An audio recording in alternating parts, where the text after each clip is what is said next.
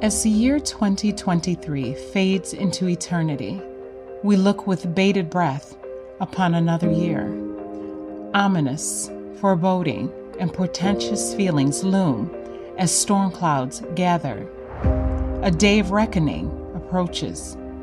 The world stands at a crossroad, a turning point of sorts, of which a decision is made, whether we will heed the warnings given or turn a blind eye to the impending crisis. Famines, wars, diseases, and natural disasters all herald an approaching storm, relentless in its fury. The greatest moment in all of human history is just before us, and what is at stake is a life and death matter.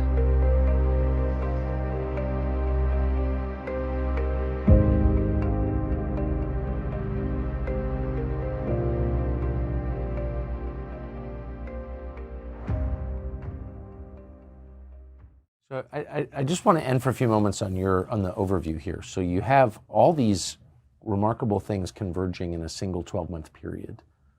You have war, pestilence, political unrest. What do you think we're looking at in the West? Like, what is this moment, and how does it end? I'm sad to report that I think the West has actually collapsed. Certainly feels like we're facing an end game. We're watching our governmental structures and every one of our institutions captured, hollowed out, turned into a paradoxical inversion of what it was designed to do. The thing that worries me most, actually, they're going to create a kind of chaos from which humanity may well not emerge. There's so much distrust. There's been a lot of hurt and a lot of division. People get upset and don't want to be your friend because you've got a different idea. Because a lot of people really believe that their side is true. It's hard to find a news outlet that actually is telling the truth. We don't want this to continue, but we still have 71 million people who voted for this man. And I think if it gets out of hand, it's going to cause people to rise up on both sides. 18 states have seceded. The United States Army ramps up activity. The White House issued warnings to the Western forces as well as the Florida Alliance. Alex Garland's mysterious civil war is coming into focus with its politically charged first trailer. The use of airstrikes against American citizens. We're moving to D.C. Welcome back. That's a scene from the new movie called Civil War, starring Kirsten Dunst, Jesse Plemons, and Nick Offerman. It shows America turning on itself. But here we are. There's some kind of misunderstanding here. What? Well, you're American, okay? Okay. What kind of American are you? You don't know?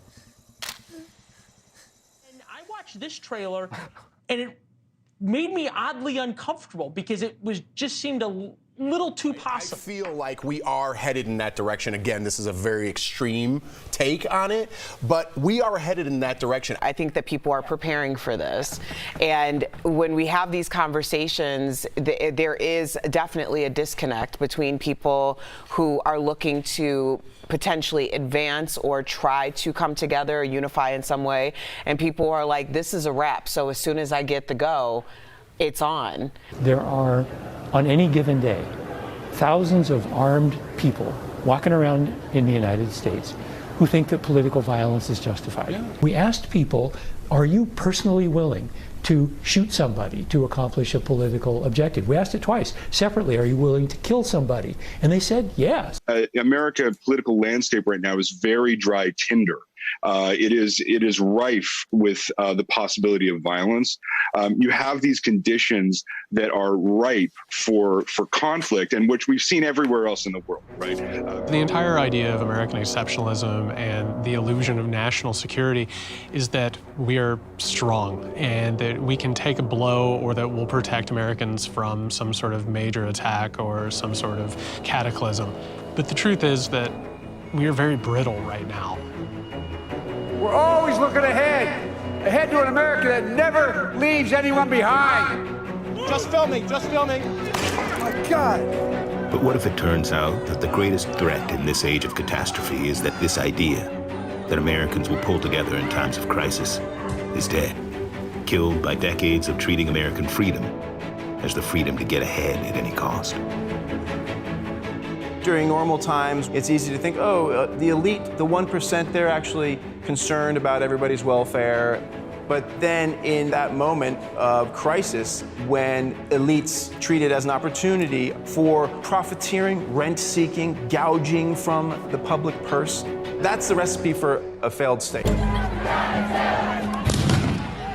But in the age of catastrophe, it doesn't really take an EMP to see what happens when the lights go out and our basic institutions start to fail us. We all just lived through 2020.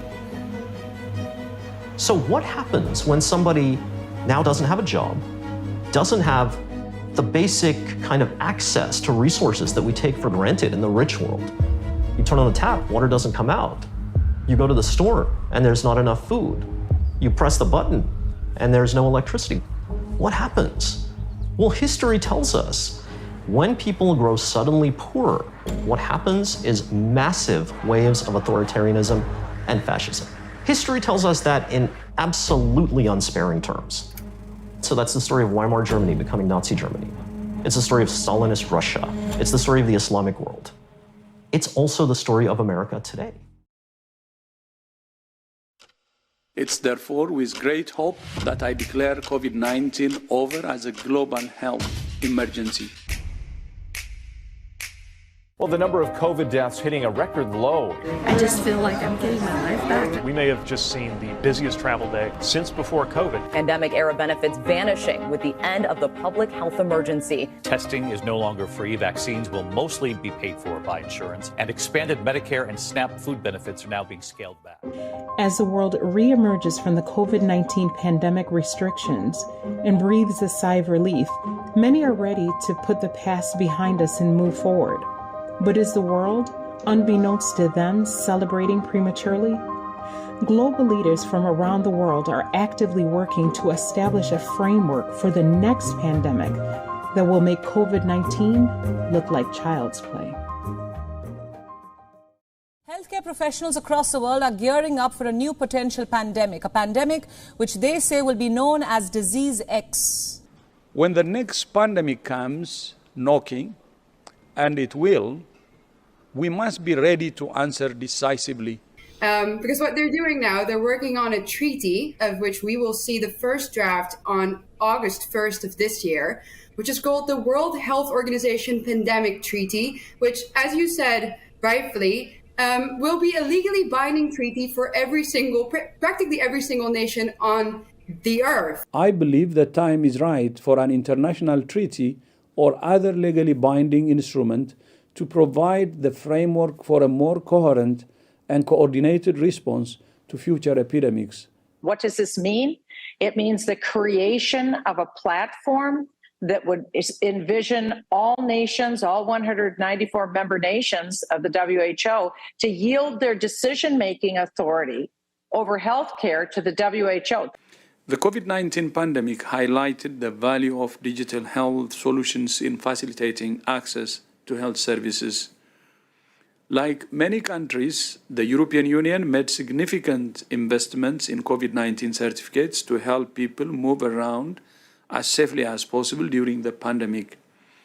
Building on the success of the EU system, WHO is proud today to launch the Global Digital Health Certification Network. Again, this is the enforcement mechanism. The Global Digital Vaccine Passport is the enforcement mechanism for this global governance platform that the WHO has. So this is as big as it gets, this QR code on your phone. You don't, as Tony had said, you don't move unless the WHO approves you moving. That's very similar to the social credit system that communist China uses and imposes on their own people. That's what this system envisions. I just feel a lot of concern that 2024 may be the year of a black swan event. I'll be staggered if something substantial, what most people would refer to as a black swan, but I would be shocked, absolutely shocked, if something massively significant doesn't happen in the next 6 months. Is the deep state mafia setting up a massive cyber attack false flag on the American people that will disrupt the 2024 election? Well, it turns out that the United States intel agencies have been running tabletop exercises on this exact scenario, and now the Department of Homeland Security head Mayorkas says the greatest cyber threat to America is something called killware. This gives me great pleasure because she is one of the biggest movie stars on the planet. And I've known her forever, and I love it. And she's also in a new apocalyptic thriller, Leave the World Behind. Oscar winner Julia Roberts plays a mother whose family getaway takes a dark turn after a cyber attack causes major complications everywhere. Take a look. America comes under a cyber attack that cripples everyday technology, leaving the nation helpless. It's the harrowing premise of the apocalyptic thriller, Leave the World Behind. Yeah, Colonel Douglas McGregor on our show has openly pointed out he believes that they may end up canceling the 2024 election, that martial law will be put in place, that there will be some sort of move to push Biden into a martial law situation. The 2024 election would be canceled in some capacity, and it will be totally controlled. And of course, your reporting with these tabletop exercises seems to suggest that this need for martial law would come as a result of a massive cyber attack. Operation Blackout, the city fictitious, the scenario real. A simulated cyber operation held in a conference room in New Hampshire with a team of hackers trying to disrupt an election. I mean, it's amazing to me that they're literally planning it. They've got the paperwork. They've been running the operations. This is not a conspiracy theory. They're laying the groundwork for this. But again, you have Alexander Mayorkas, after the simulation takes place, saying that same exact type of attack, these killware attacks, are going to be the next big thing. Adding to the sense of anxiety, the identity of the enemy behind the devastating cyber attack in Leave the World Behind is never made clear. In the chaos, society breaks down overnight. Americans are soon at each other's throats. Manhattan becomes a war zone. But could it really happen? Shira Rubinoff is a cybersecurity expert. It's not if we're going to be attacked, it's really when. She says the Netflix movie is a warning that America's defenses against cyber attacks need to be hardened right away. This is not sci-fi. This is not something that could happen. This is something that will happen if we don't protect ourselves in an appropriate way. I think that 2024 is going to be a year where it's not going to take a lot of guts for me to make this prediction, because I'll tell you why it's easy to make. We're on the cusp of a major economic downturn next year. Meanwhile, economist Harry Dent is making a dire prediction about the market next year. He says 2024 is going to bring, and I'm quoting him now, the biggest crash of our lifetime. I think 2024 will go down is the single worst year for the stock market in the whole history of the stock markets, including the 1929 to 32 as any single year. The timing of these things is hard to predict, but I think that likely reckoning 2024 could be a pretty good prediction for when that's coming. But that's not just an economic story. I mean, people have psychologically, I think, a very hard time moving backward. Yes. Right? It's one thing to be poor. It's another thing to be poor having been rich. Yes. Very hard for people to metabolize that. Mm-hmm. And so if that happens to hundreds of millions of people at the same time, people get radical. I think that if we don't channel that frustration in a direction that creates something anew, right, a sort of reincarnation of our American experiment, which is what's going to be required, then I think this ends the way that many other revolutions do, is not the creative kind, but the destructive kind. And I think the economic collapse that I think, calamity that I think, recession at least that's coming, could just be the catalyst. We are headed for a global catastrophe. The climate is changing faster than our capacity to adapt. We are in the fight of our lives, and we are losing. It is now or never. There is no planet B. Only immediate and drastic action will pull us back from the abyss. If Working apart, we are a force powerful enough to destabilize our planet. Surely, working together, we are powerful enough to save it. Climate change is no longer a future threat, but a current reality. Global temperatures continue to set new records. A fierce heat wave is gripping parts of Europe with temperatures reaching more than 40 degrees Celsius. Most of our area under an air quality alert because of smoke blowing south from more than 100 wildfires burning all the way in Quebec. Even if you don't care about the climate change, you have to realize what's happening now with the heat waves, the wildfires, the flooding matters for our security. Governments continue to meet in solemn forums that produce more pledges than action. Humanity may have missed its chance to avoid catastrophic climate change. Carbon taxes are not a better idea. Because they won't fly. They're just talk. And we need to get past the talk because my grandchild's time is running out. We are on a highway to climate hell with our foot still on the accelerator. Will there be a full-scale war in West Asia in 2024? It is just day one of the new year and the signs are pointing at something dangerous. We maintain the right to defend ourselves, and we won't hesitate to take the appropriate action. And these reckless Houthi attacks are a serious international problem, and they demand a firm international response. But now there is pushback. 10 nations have signed up for a multinational coalition. Its job to defend ships in the Red Sea. People are worried that we're on the brink of World War III. If someone would suggest that to you, what would you say? Well, Stu, I mean, we're looking at a level of geopolitical unrest that we haven't seen since before World War II. I mean, it feels like we're in the 1930s. I'm not saying it is going wrong tomorrow, but we have to realize it's not a given that we are in peace. And that's why we have the plans. That's why we are preparing for a conflict with Russia and the terror groups, if it comes to it, if they attack us. We're not seeking any conflict. But if they attack us, we have to be ready. Well, now to the crisis at the southern border. Texas Governor Greg Abbott has ordered more buses to send more migrants north to Democratic-run cities amid the surge in asylum seekers. As families fight for a future, migration in America faces a reckoning. In New York City, we've been proud to help more than 110,000 asylum seekers to date. But now we need help. We've done much more than our share here to help asylum seekers coming into our country. In America's largest sanctuary city, the right to shelter is being tested and tensions are rising. To make sure that all these politicians pay for hanging us out to dry. It's $12 billion over the next 3 years to shelter and feed these people. $12 billion in taxpayer funding. New York City is limited, and we are at capacity. Do you get the sense as you travel the country, talk to people, speak, that we're on it feels like we're on the cusp of chaos? I think we're on the cusp of something. I'd like to think of it as a revolution. Now, do you feel like this is... Oh, there's something going on. I mean, I think we're like in a 1775, spring of 1776 moment in this country, actually. There's a dam that's going to break and the river's going to go somewhere. I hope it leads towards a national revival rather than, other places where this could go.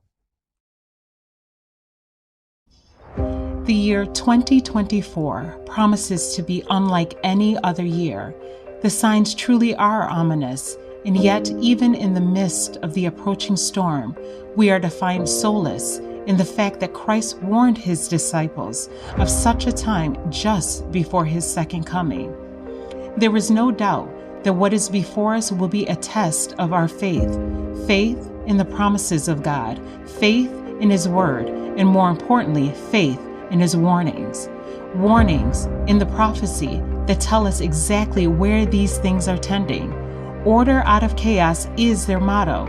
As the world teeters on the brink of collapse, while men's hearts are failing them for fear and for looking after those things that are coming on the earth, the Bible says, "Let no man deceive you." Once the world descends into an abyss of chaos and disorder, it will be declared that men are offending God, that this sin has brought calamities, devastation, and wars which will not cease until Sunday observance shall be strictly enforced, which is the mark of the beast. All that is taking place in the world today is leading to the great and final crisis, when all of humanity will be faced with a decision, whether to obey God or the edicts of man. It is now that we are to make the necessary preparations for this final crisis. It is now that we are to decide whether we will live or die for the cause of Christ. It is now that we are to set our affections on things above. Time is almost finished. The agencies of evil are combining their forces and consolidating. They are strengthening for the last great crisis. Great changes are soon to take place in our world, and the final movements will be rapid ones. For more information on the topics discussed in this video, please visit our website at www.prophesy.again.org.